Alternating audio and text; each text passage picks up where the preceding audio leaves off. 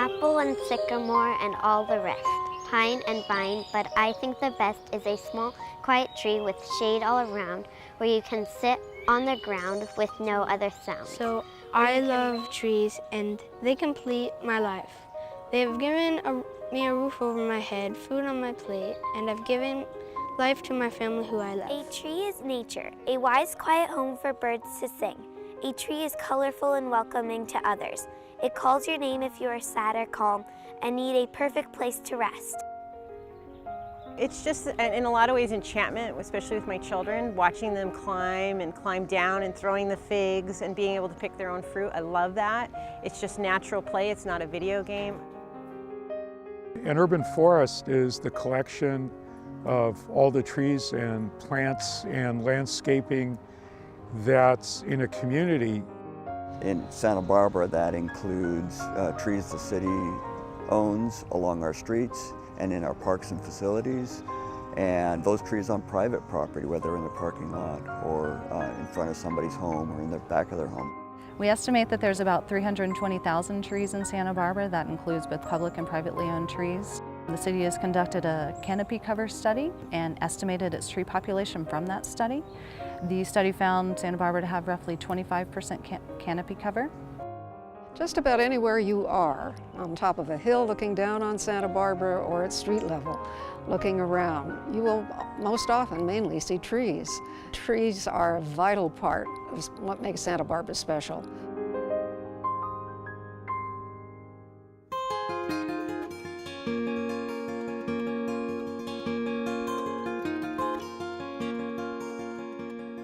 We're really fortunate here in Santa Barbara.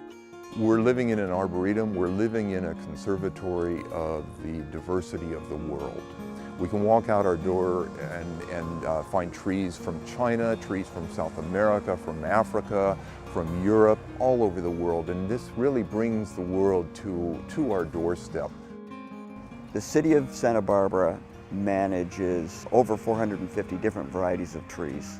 The Santa Barbara Botanic Garden did a study where they asked cities throughout California how many different trees they had that they managed. And the city of Santa Barbara had the most diverse of any community in California. The next closest was Santa Monica with 350 different varieties of trees. But as you look at pictures of the city, once photographs came into existence, there aren't any trees. Fortunately, there have been many people who have planted lots of trees. Boyd Doremus and Orpet and Franceschi, all of these people who had an enthusiasm and love for plants and trees, and they brought them in from all of their contacts, all of their associations all over the world.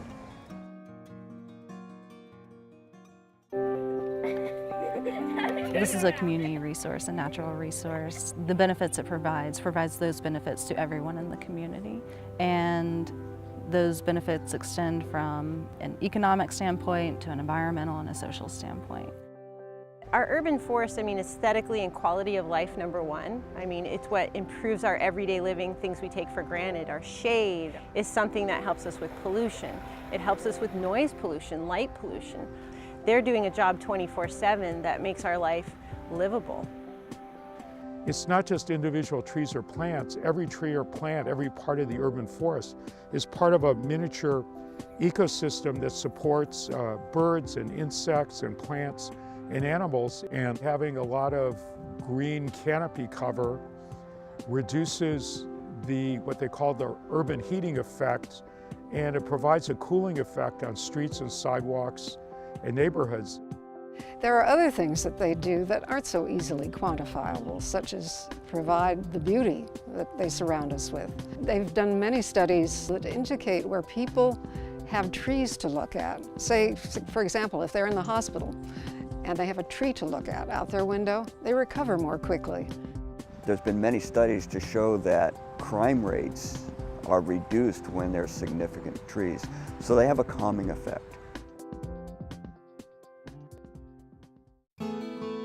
An urban forest isn't something that you just put the trees in the ground and walk away. Having an urban forest does take special care to make it all happen and to make it so we can have humans and trees exist in the same space. It's definitely two different things than being in a natural environment where tree limb shedding might be natural, but you can't have that over a playground.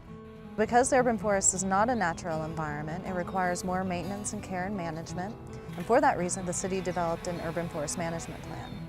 It has objectives and actions to guide management decisions on planting and the replacement of trees, on land development, on community outreach and education programs regarding trees. The Urban Forest Management Plan is a long-term guide for the city and the community to manage trees. The goals of the Urban Forest Management Plan are to enhance and maintain our tree diversity, to encourage the community to engage in our trees and tree care, to increase the importance of trees within our community and ensure they continue to play an important role. The city of Santa Barbara has a regular maintenance for city-owned trees.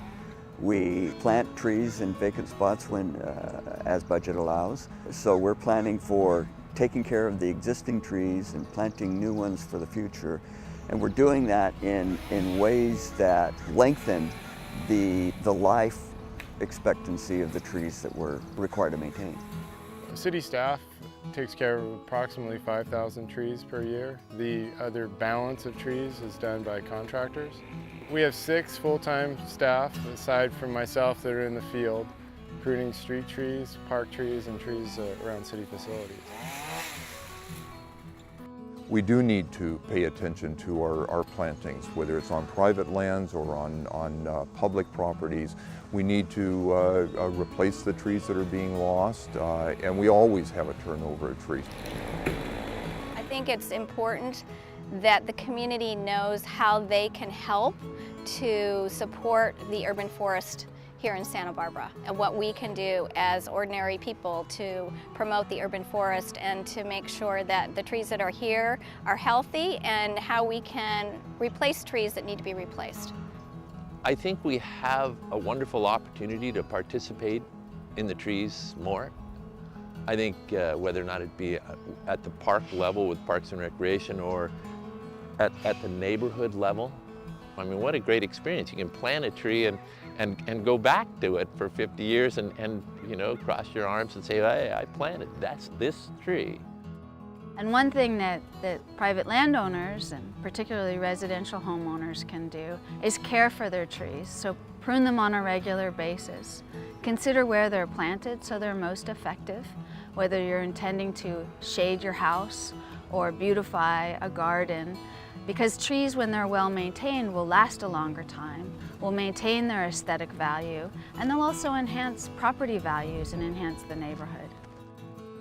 What I'm hoping that people who are thinking about the urban forest realize is when it comes around time for budget hearings for the city or for the county or for the state, let them know that the urban forest concept, that connecting people with nature is really important to you, and it's worth investing a small amount of limited public funds to make that happen and to keep Santa Barbara green and healthy for the long term.